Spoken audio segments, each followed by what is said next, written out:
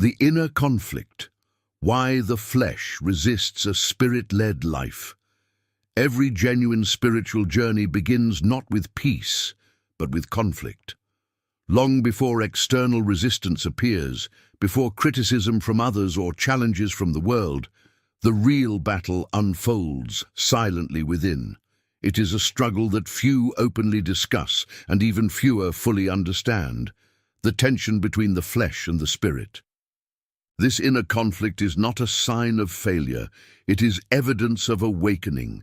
When a person chooses to pursue a spirit-led life, something ancient and instinctive rises in opposition.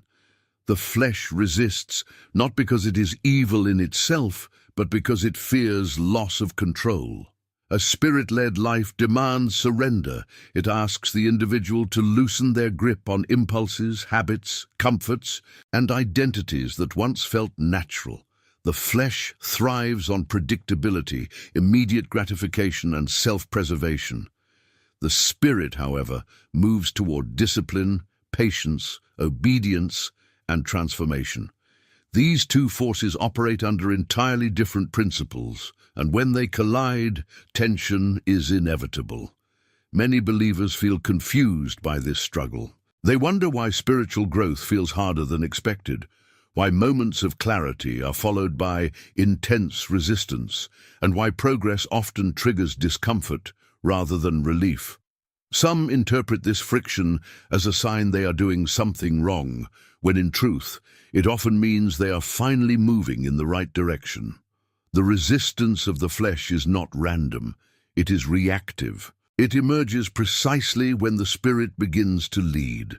This inner conflict explains why breakthroughs are preceded by inner turmoil, why commitment invites temptation, and why obedience feels costly. It also reveals a profound truth. The flesh does not fear sin nearly as much as it fears transformation. Sin keeps the individual predictable. A spirit-led life makes them free, and freedom threatens everything the flesh depends on. In this work, we will explore the nature of this conflict in depth. We will examine why the flesh resists spiritual authority, how this resistance manifests in thoughts, emotions, and behaviors, and why understanding this battle is essential for anyone seeking lasting spiritual maturity. This is not a discussion about perfection, but about awareness. Only by recognizing the true nature of the struggle can one stop fighting blindly and begin walking intentionally. What follows is not theoretical reflection, but lived reality. The inner conflict between flesh and spirit is universal, timeless, and unavoidable for anyone who chooses growth over comfort. Understanding it does not eliminate the battle, but it gives meaning to the struggle and strength to endure it. The nature of the flesh and its fear of spiritual authority. To understand why the flesh resists a spirit-led life, one must first understand what the flesh truly represents. The flesh is not merely the physical body, nor is it limited to overtly immoral behavior. At its core, the flesh is the self-centered orientation of human nature that seeks autonomy, control, and immediate satisfaction. It is the part of us that wants to decide for itself what is right, what is comfortable, and what is necessary, without submission to a higher authority. The flesh is deeply invested in independence. It values self-rule above transformation and familiarity above truth. This is why spiritual authority feels threatening to it. A spirit-led life requires alignment with principles that often contradict natural impulses. It introduces restraint where the flesh wants expression, patience where it wants speed, and obedience where it wants negotiation.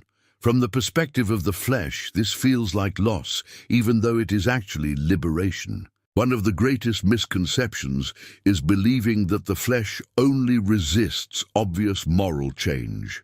In reality, it resists any shift in leadership.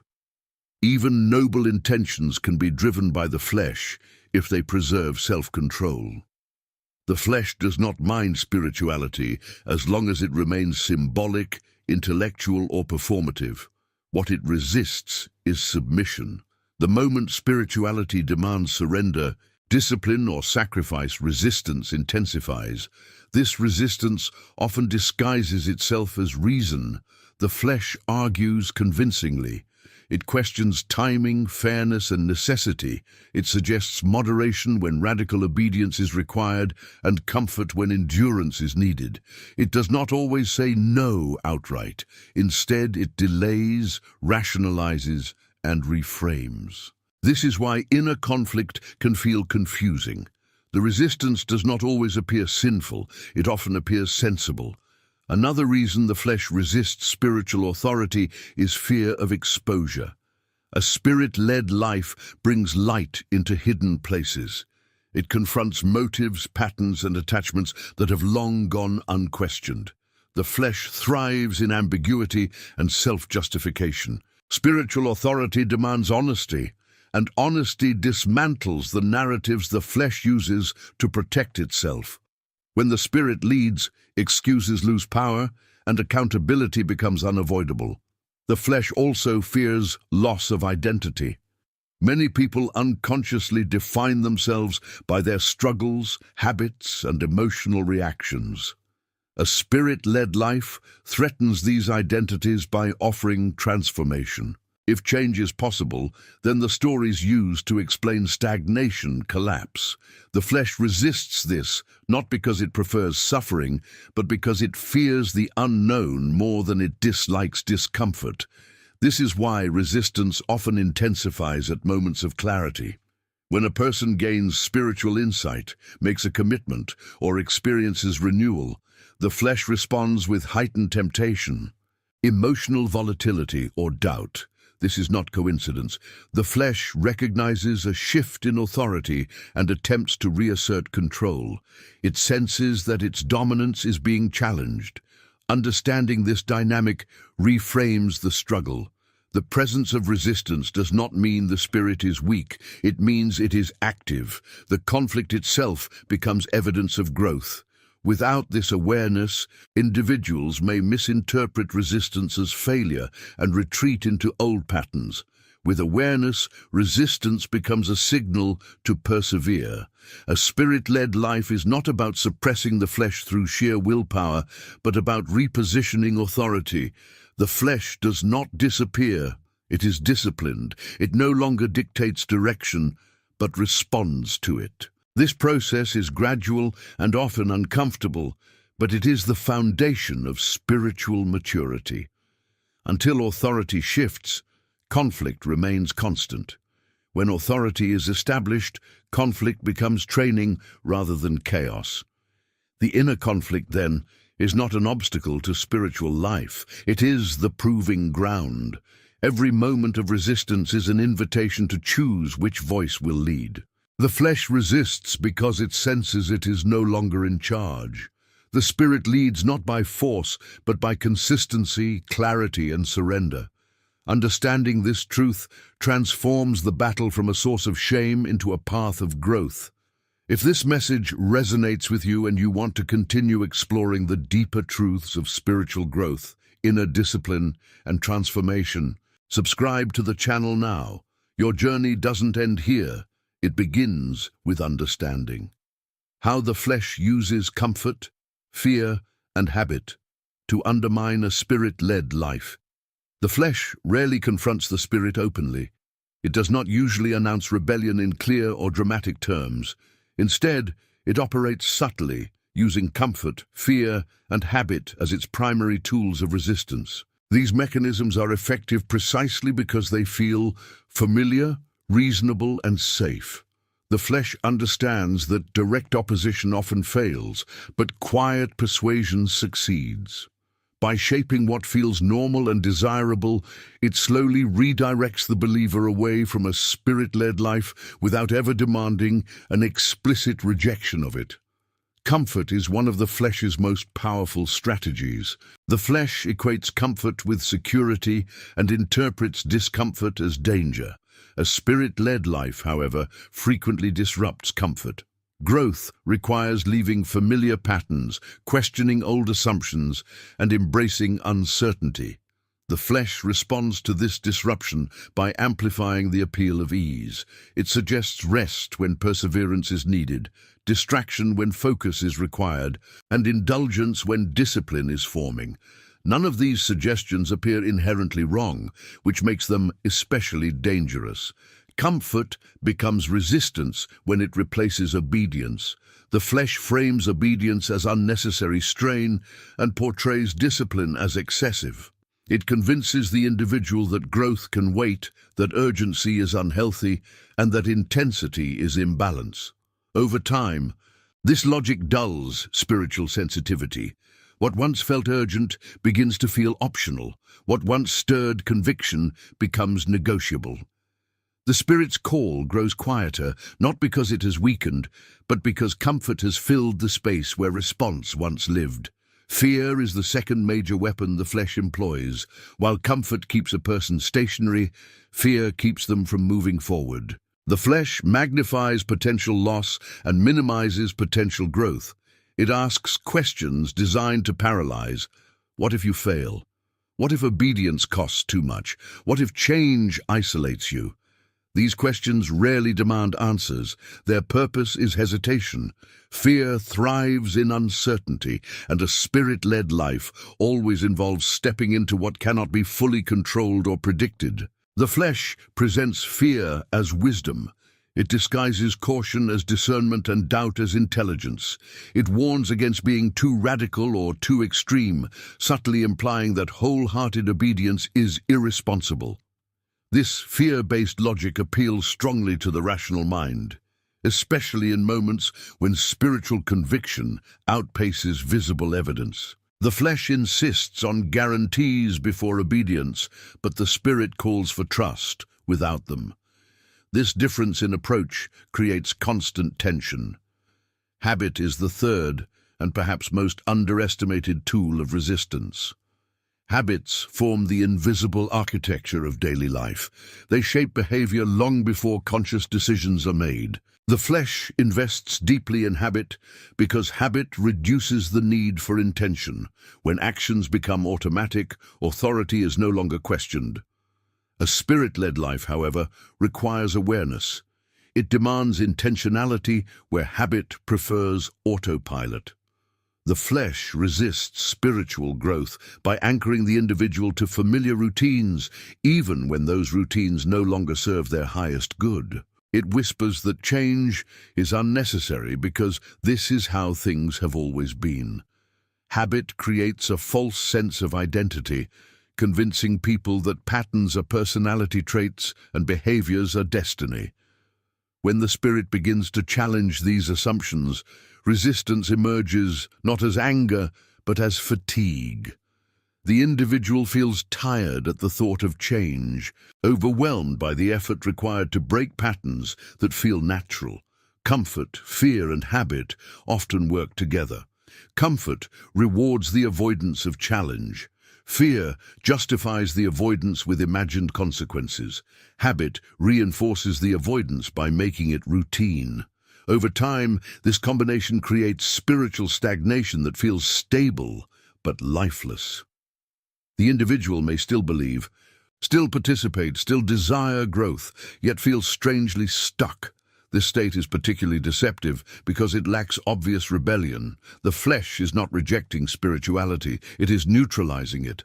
A spirit-led life disrupts this equilibrium. When the Spirit begins to lead, it exposes how much of daily life is governed by comfort rather than conviction. It reveals how fear has shaped decisions more than faith. It challenges habits that once felt harmless but now restrict growth. This exposure creates inner friction. The flesh reacts by intensifying its strategies. Comfort becomes more appealing, fear more persuasive, and habits harder to break.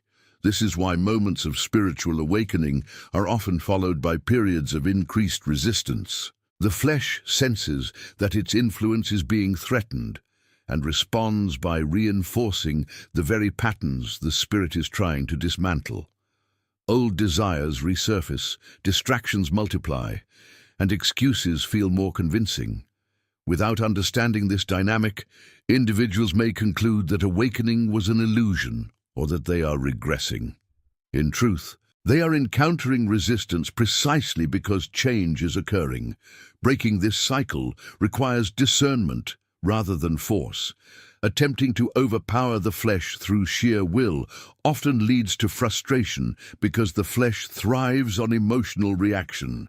Instead, awareness weakens its influence. When comfort is recognized as avoidance rather than rest, its power diminishes. When fear is seen as resistance rather than wisdom, its authority collapses. When habit is understood as conditioning rather than identity, transformation becomes possible. A spirit-led life does not reject comfort, fear, or habit entirely. It reorders them. Comfort becomes restoration rather than escape. Fear becomes reverence rather than paralysis. Habit becomes discipline rather than stagnation. This reordering shifts authority from impulse to intention. The flesh no longer dictates direction, it responds to it. This process is gradual and requires patience. The flesh has spent years shaping preferences and patterns. It will not relinquish influence quickly or quietly. Each small act of obedience challenges its dominance. Each moment of intentional discomfort weakens its hold. Each habit consciously reshaped strengthens spiritual authority. The inner conflict intensifies during this transition because two systems of leadership are competing. The flesh relies on familiarity, predictability, and immediate satisfaction. The spirit calls for trust, growth, and long-term transformation. The tension between these systems is unavoidable. It is not resolved through suppression, but through consistent alignment with the spirit's direction. Understanding how the flesh operates removes much of its power. Resistance loses its mystery when its mechanisms are exposed.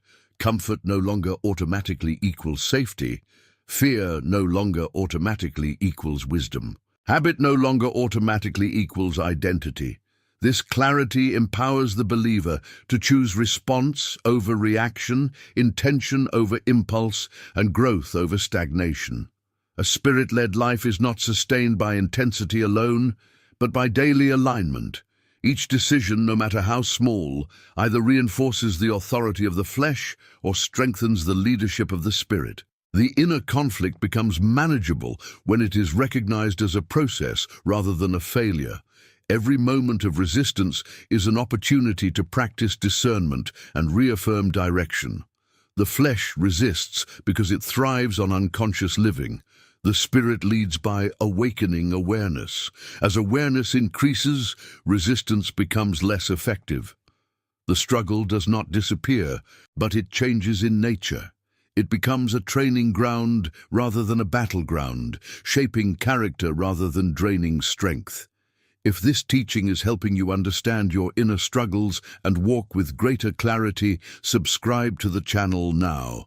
Continue this journey of spiritual growth, discipline, and truth with us. Why spiritual progress intensifies inner resistance instead of eliminating it. One of the most misunderstood aspects of spiritual growth is the expectation that progress should make life easier internally. Many people assume that as they grow spiritually, inner conflict should decrease, temptations should weaken, and resistance should fade. When the opposite occurs, when resistance intensifies, doubts grow louder and inner tension increases, they often conclude that something has gone wrong. In reality, this intensification is not a sign of regression, but of transition. Spiritual progress does not immediately silence the flesh, it threatens it. And what is threatened fights to survive. The flesh does not resist stagnation, it resists movement. As long as a person remains spiritually passive, the flesh feels secure. Belief without obedience, intention without action, and inspiration without discipline pose no real danger to its authority. But when spiritual insight begins to translate into changed behavior, reordered priorities, and deeper submission, the balance of power shifts. The flesh senses this shift and responds with urgency. What feels like an increase in weakness is often an increase in awareness. The conflict was always present. Progress simply brings it into focus. Spiritual progress exposes internal contradictions. As the spirit gains clarity, it illuminates areas of compromise that once went unnoticed. Thoughts, desires, and motivations that previously felt neutral begin to feel misaligned. This exposure creates discomfort.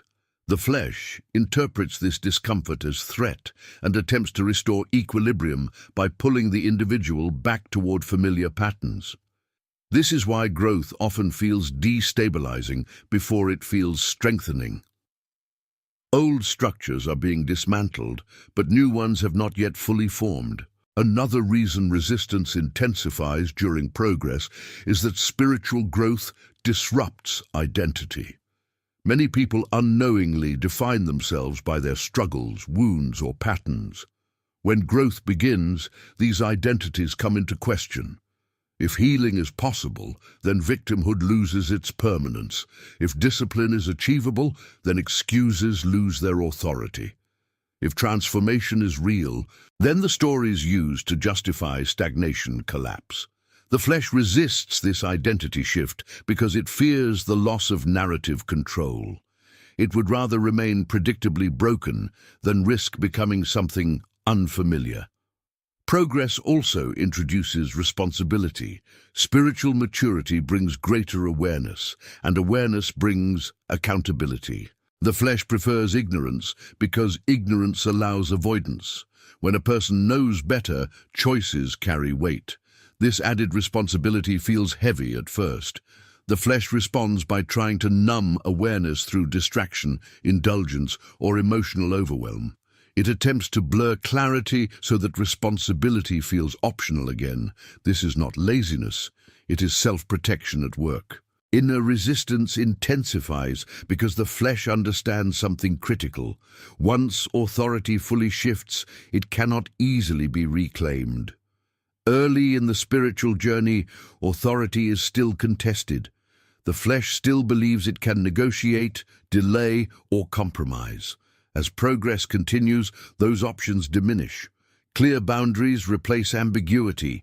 Conviction replaces preference. The flesh fights hardest when it senses that time is running out.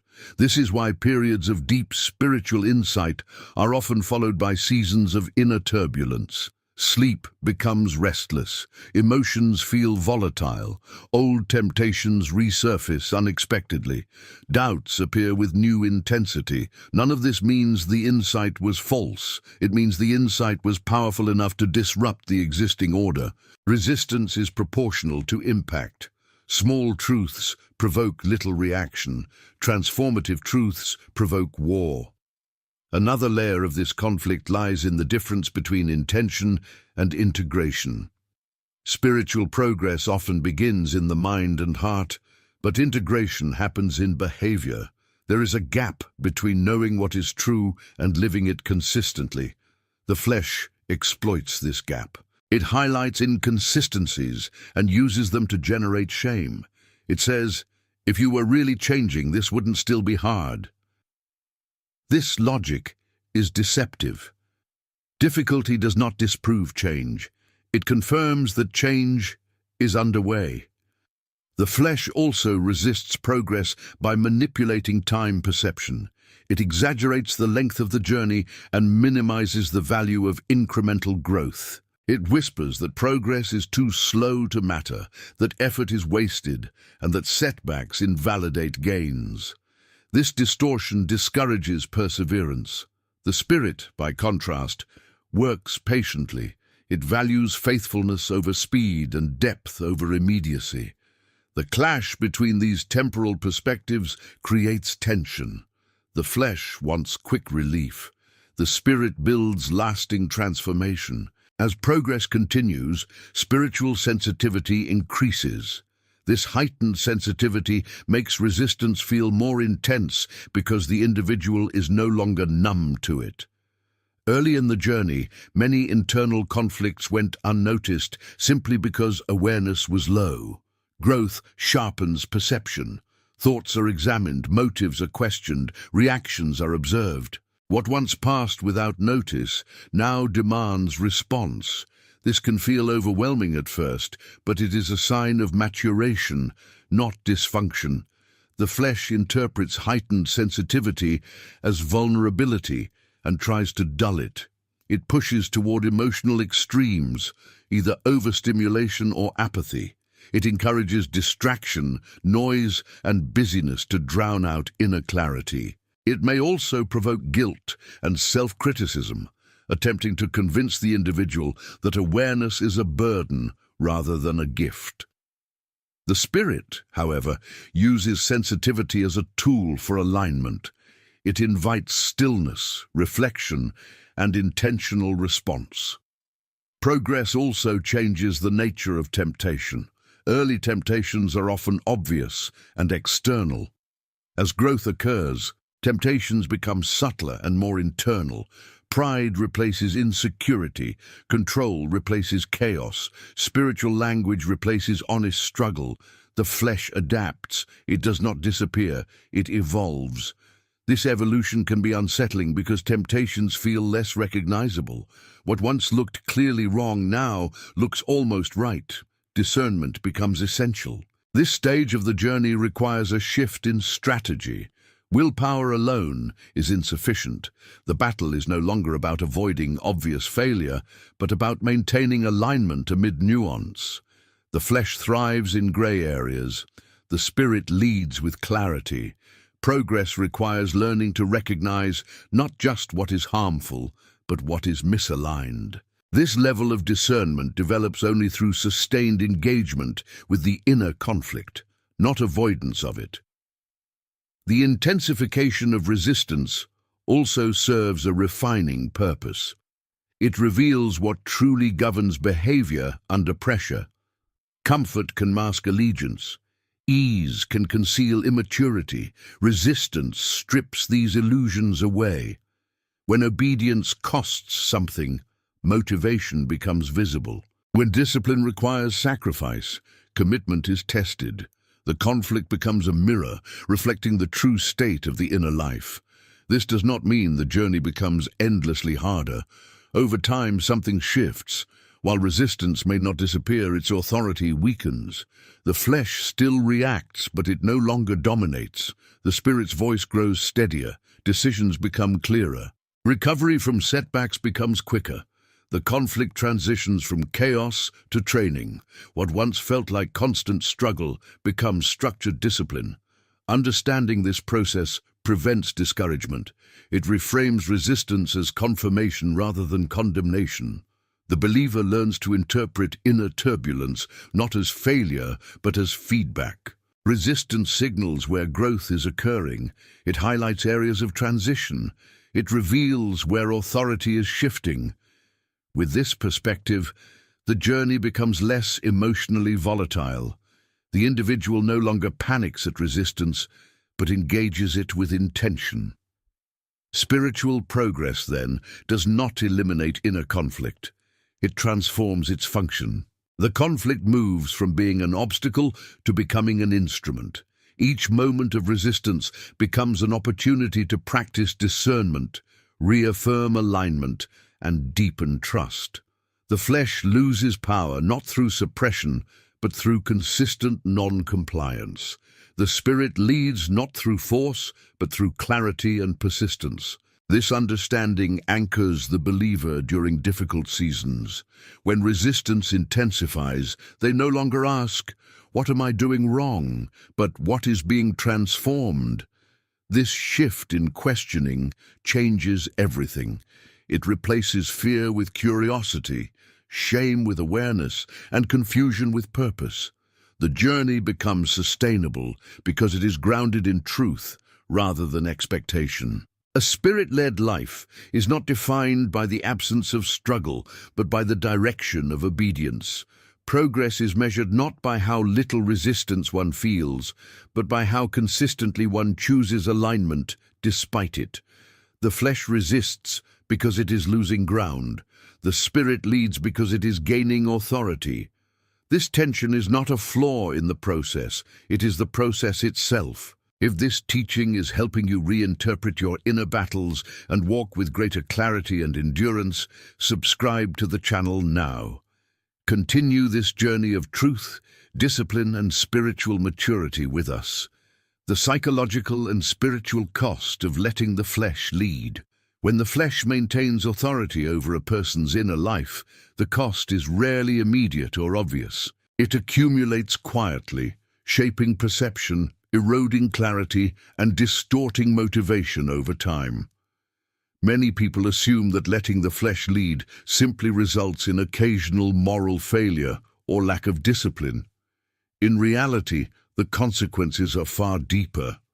The flesh does not merely influence behavior, it reshapes identity, perception, and emotional regulation. Its leadership extracts a psychological and spiritual price that often goes unrecognized until the damage is advanced. One of the first costs is fragmentation of the inner self. When the flesh leads, desires, values, and actions become misaligned. A person may believe one thing, desire another, and do something else entirely.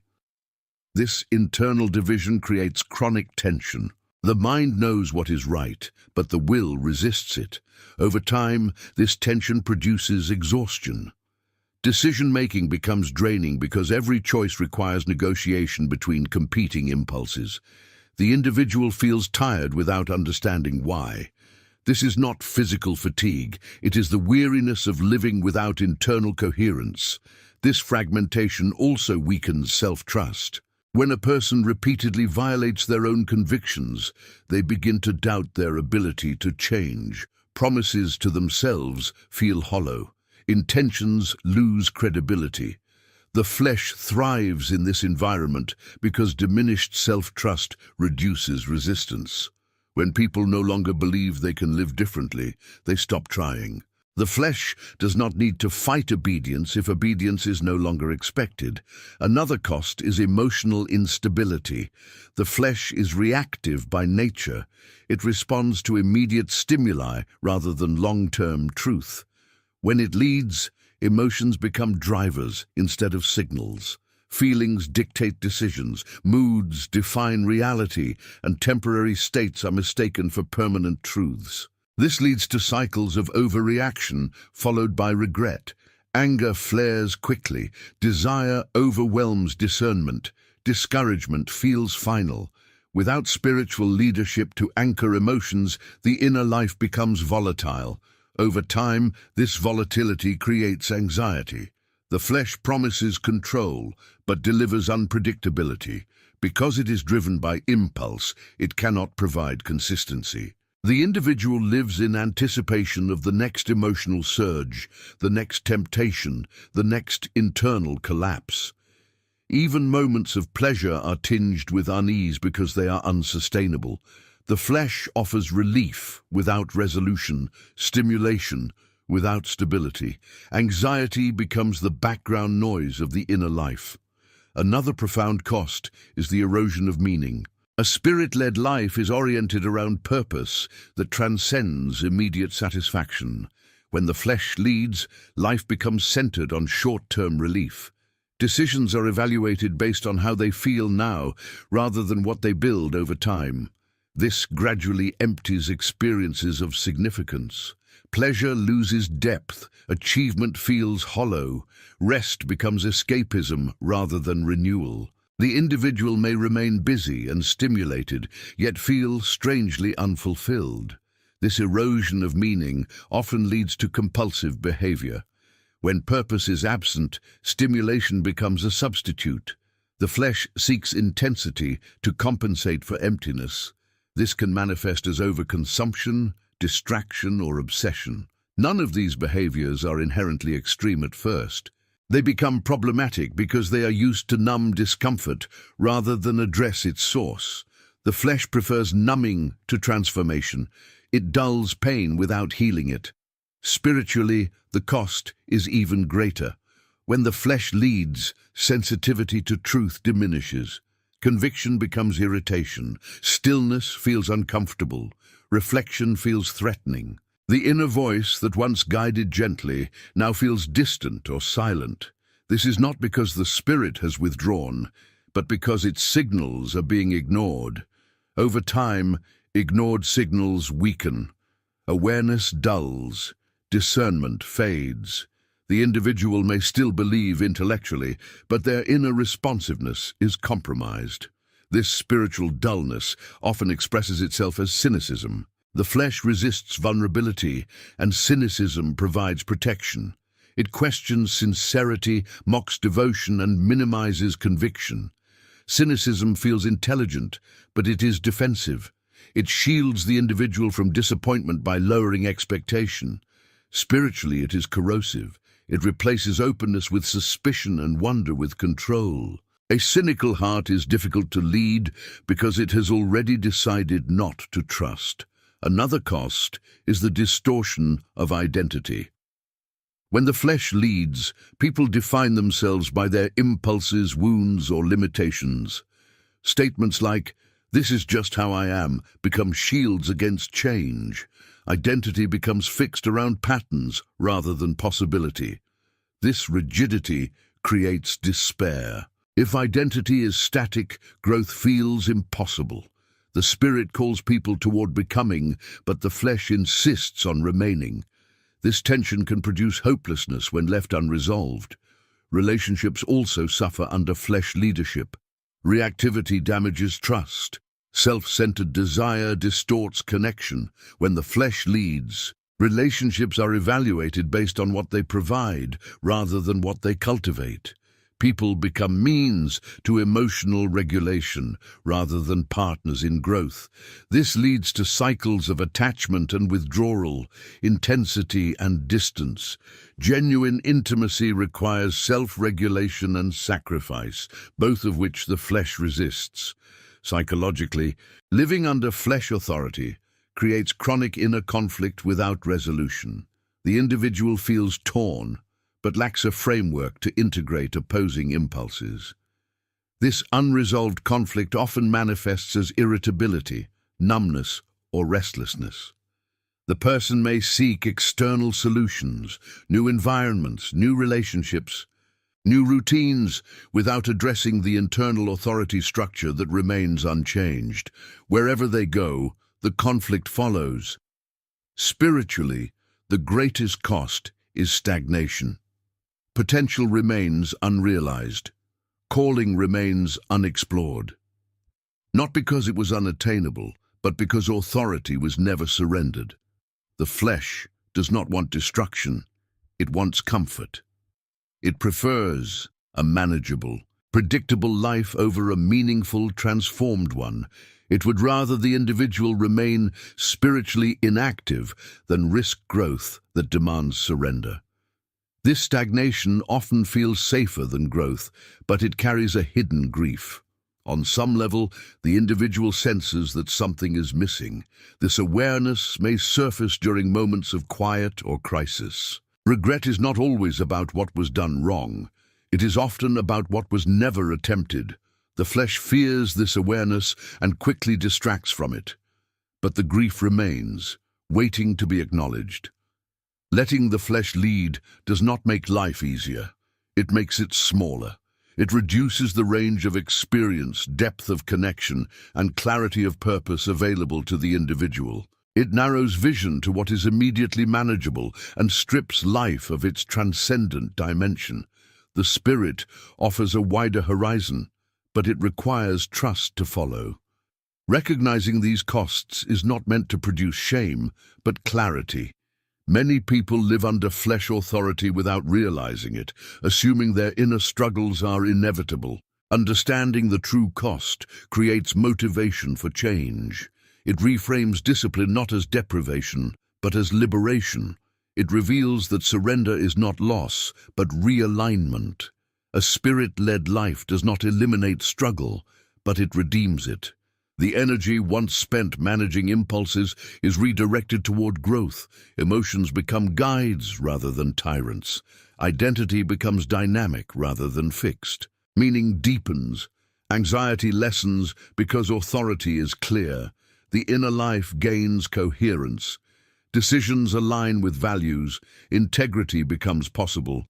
The contrast between flesh-led and spirit-led living becomes stark once experienced. The flesh offers control but delivers chaos. The spirit requires surrender but produces stability.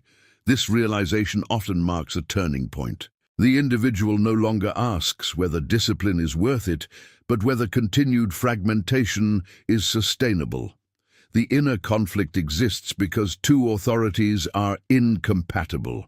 One must lead. Allowing the flesh to lead extracts a cost that compounds quietly over time. Choosing the spirit does not remove difficulty, but it gives difficulty direction. It transforms inner conflict from a source of erosion into a process of formation. Understanding the cost of flesh leadership strengthens resolve. Change becomes not just desirable, but necessary. Growth becomes not just an option, but a responsibility.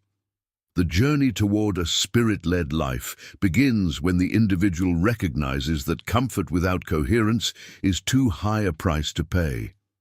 If this message is helping you recognize the deeper cost of inner misalignment and the value of spiritual authority, subscribe to the channel now. Continue walking this path of clarity, depth, and transformation with us. How a spirit-led life is formed through daily surrender, not sudden victory. A spirit-led life is often imagined as a decisive moment, a dramatic turning point where inner conflict ends and clarity takes over permanently. Many expect a single breakthrough to resolve years of struggle, as if spiritual authority is established through one act of will. This expectation creates deep frustration because lived reality rarely follows that pattern. In truth, a spirit-led life is not formed through sudden victory, but through daily surrender. It is not the absence of conflict that defines spiritual maturity, but the consistency of alignment over time. The flesh resists this reality because it prefers extremes. It wants either total control or total collapse. Daily surrender threatens it because it removes drama while steadily eroding its influence. There is nothing dramatic about choosing discipline again today. There is nothing emotionally intense about returning to obedience after failure. Yet these quiet decisions are precisely what weaken the flesh and strengthen the spirit. Transformation does not come through intensity, but through repetition. Daily surrender begins with acceptance of limitation. The flesh wants to believe that strength alone is enough, that determination can overpower impulse permanently. When this fails, discouragement follows. A spirit-led life begins when a person accepts that they are not self-sustaining. Dependence replaces pride. This dependence is not weakness, it is accuracy. The spirit leads most effectively when the individual stops pretending to be sufficient on their own. This surrender expresses itself in attention. A spirit-led life requires awareness of what is happening internally. Thoughts are noticed rather than obeyed automatically. Emotions are felt without being allowed to dictate direction. Desires are acknowledged without being crowned as authority. This level of attentiveness feels unnatural at first because the flesh prefers autopilot. Awareness interrupts habit. It slows reaction. It creates space between impulse and action. In that space, choice becomes possible. One of the most important shifts in daily surrender is redefining success. The flesh measures success by outcomes. It asks whether temptation disappeared, whether struggle ended, whether comfort increased. The spirit measures success by obedience. Did you align today? Did you respond intentionally? Did you return after resistance? This redefinition changes everything. A difficult day lived with awareness and restraint becomes a victory. An easy day lived without intention becomes a missed opportunity. Daily surrender also requires patience with process. The flesh demands immediate results. When progress feels slow, it interprets that slowness as failure. The spirit understands formation. Deep change reshapes neural pathways, emotional responses, and identity structures. These systems do not transform instantly. Each repeated choice rewires the inner life incrementally. The absence of immediate relief does not indicate lack of progress. It often indicates depth of work. Another critical element of daily surrender is consistency after failure. The flesh uses failure as leverage. It amplifies shame and suggests that inconsistency invalidates commitment. This logic is destructive. A spirit-led life is not defined by never falling, but by never surrendering authority back to the flesh after falling. Returning to alignment is more important than maintaining perfection. Each return reinforces the spirit's leadership. Each refusal to quit weakens the flesh's narrative of inevitability. Daily surrender also reshapes desire over time. In the beginning, obedience often feels forced. The flesh resists, and discipline feels heavy. Over time, something subtle changes. As patterns shift, desire follows behavior. The inner life begins to crave clarity rather than chaos, depth rather than distraction, peace rather than stimulation. This change is gradual and easily overlooked, but it is profound. The spirit does not just restrain desire, it retrains it. This retraining requires endurance through boredom. One of the flesh's least discussed strategies is using boredom as resistance. It portrays consistency as dull and discipline as lifeless. It seeks novelty and stimulation to avoid depth. A spirit-led life often feels quieter. It lacks constant emotional highs. This quiet can feel empty to someone accustomed to intensity. Learning to remain faithful in quiet seasons is essential. Depth grows in stillness, not noise. Daily surrender also involves redefining freedom. The flesh defines freedom as the absence of restraint.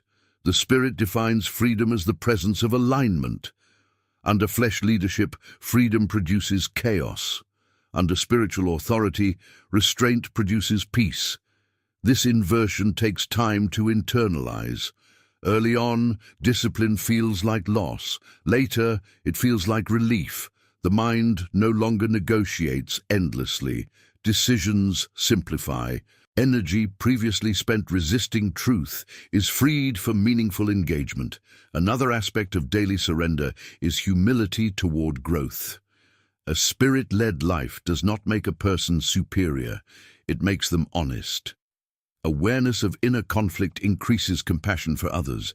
Judgment decreases because struggle is no longer denied. The flesh thrives on comparison. The spirit fosters humility. This humility protects growth by removing the pressure to perform spirituality rather than live it. Daily surrender also clarifies purpose. When authority is consistent, direction stabilizes. The individual no longer oscillates between conflicting desires. Life becomes oriented rather than reactive. Purpose is not always dramatic, but it becomes steady. Even mundane actions gain meaning because they are aligned with intention. This sense of coherence reduces anxiety. The inner life feels integrated rather than fragmented. Over time, resistance changes character. It does not disappear, but it loses urgency.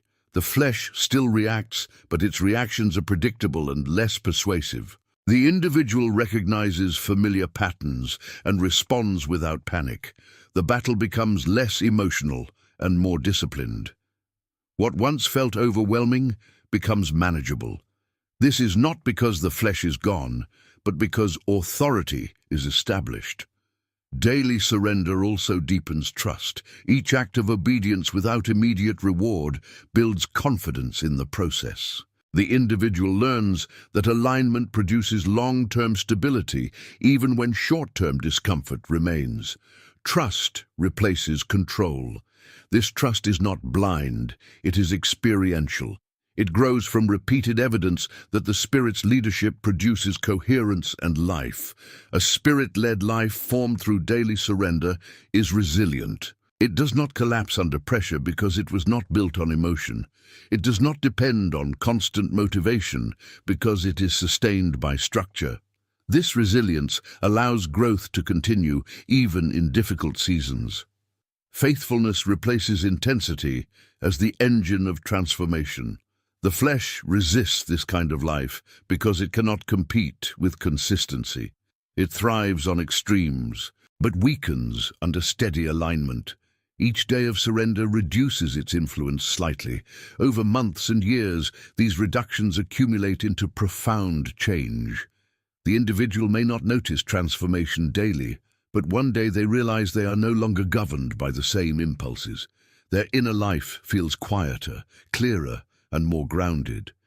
This realization marks not the end of the journey, but a new stage. A Spirit-led life is not a destination, it is a posture.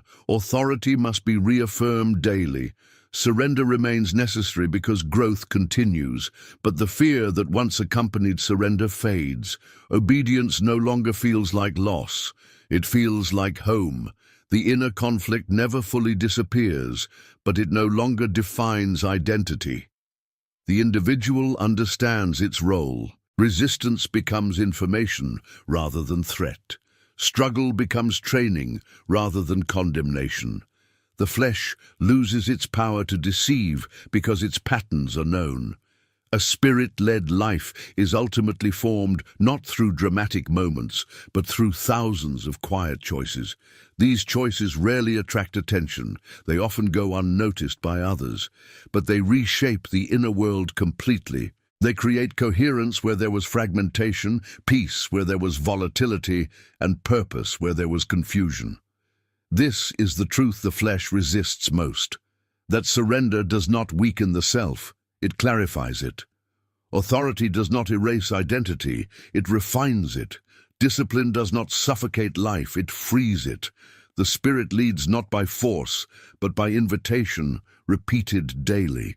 Choosing that invitation again and again is the path. Not perfection, not intensity, not sudden victory, daily surrender, quiet obedience, consistent alignment. This is how a Spirit-led life is truly formed. If this series has helped you understand the inner conflict, recognize the strategies of the flesh, and see the path toward a Spirit-led life with clarity, subscribe to the channel now. Stay connected as we continue exploring discipline, truth, and spiritual maturity together.